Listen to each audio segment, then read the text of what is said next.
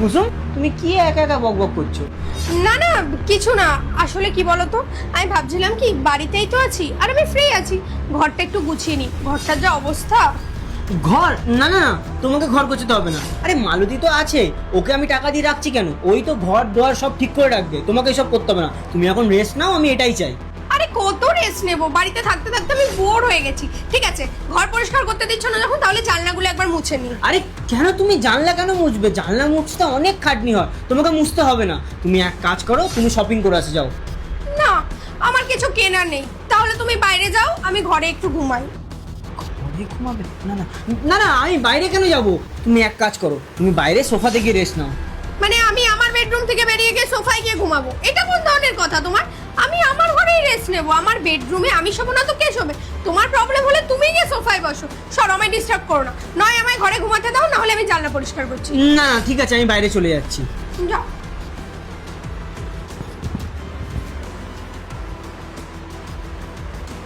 এখন আমি দেখি তুমি কিভাবে তোমার প্রেমিকাকে ওই ঘর থেকে বার করো।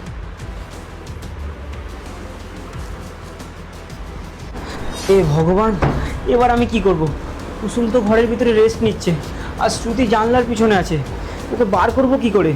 একটু অপেক্ষা করি, ও ঘুমিয়ে পড়লে ওই ফাঁকে আমি শ্রুতিকে ঘর থেকে বের করে দেবো।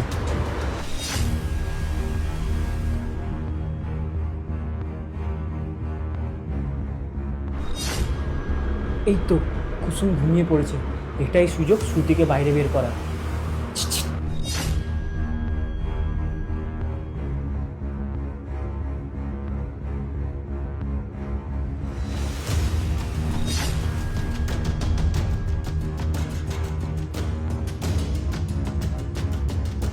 দাঁড়াও, গার্লফ্রেন্ড নিয়ে এসছো আর বউয়ের সাথে দেখা করাবে না?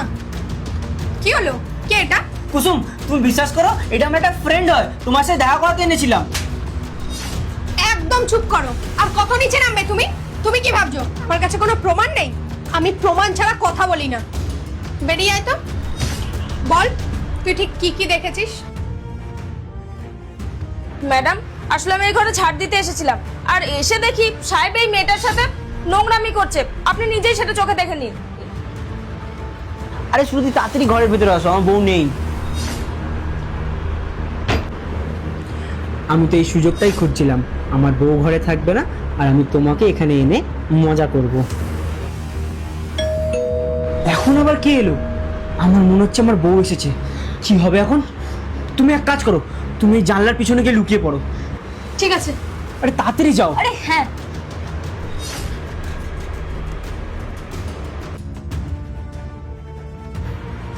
কি এগুলো? এবার বলো, ওটা তোমার ফ্রেন্ড হয়, তুমি আমার সাথে মিট করাতে নিয়ে এসছো।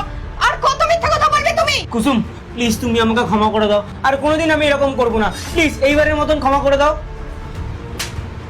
ক্ষমা করে দাও না? কত ক্ষমা চাইবে তুমি? আর তোমাকে আমি সুযোগ দিতে পারি, কিন্তু আমার দুটো শর্ত আছে। শর্ত? কি শর্ত? প্রথম শর্ত, এই মেয়েটাকে তুমি একটা থাপ্পড় দেবে। আর সেকেন্ড শর্ত হলো, এই মেয়েটাকে ঘাড় ধরে আমার বাড়ি থেকে তুমি বার করে দেবে। যদি তুমি এই দুটো জিনিস করতে পারো, তাহলেই আমি ভেবে দেখবো যে তোমার সাথে থাকা যায় কি যায় না। আমি এটা করলে তুমি আমাকে ছেড়ে যাবে না তো? ভেবে দেখবো। শ্রুতি, তোমার সাহস তো কম না, তুমি আমার গায়ে হাত তুলছো। তুমি না ভাই বলেছিলে তুমি আমাকে ভালোবাসো, আমাকে আবার বিয়ে করবে, তুমি তোমার বউকে ডিভোর্স দেবে। পাল্টে গেলে তাই না? এখন তোমার সামনে তোমার বউ আছে বলে পুরো চেঞ্জ, কোনো মানেই হয় না। তুমি যখন এত নাটকে করবে, তাহলে আমাকে এখানে এনেছিলে কেন? এই দেখো, তোমাকে যদি আমি এই কথাগুলো না বলতাম না, তুমি আমার বেডরুমে আসতে না, বুঝতে পারলে? আর আমার জন্য আমার বই সব, তোমাকে আমি আজ থেকে চিনি না, তুমি বেরিয়ে যাও আমার বাড়ি থেকে। আর এই চটটা ছিল আমাকে ইউজ করার জন্য। তোমাকে তো আমি পরে দেখে নেব। তুমি থাকো তোমার বউকে নিয়ে। কুসুম, তুমি দেখলে তো, তোমার কথা মতো আমি ঘর থেকে বার করে দিলাম। এবার বলো, তুমি থাকবে তো আমার সাথে? না, আমি তোমাকে কি বললাম? আমি ভেবে দেখছি। আর আমি ভেবে এটাই বুঝলাম যে একবার চিট করতে পারে, সে বারবার চিট করতে পারে। তাই তোমার মতন মানুষের সাথে আমি আর সংসার করতে পারবো না। মালতী, চলে আয়।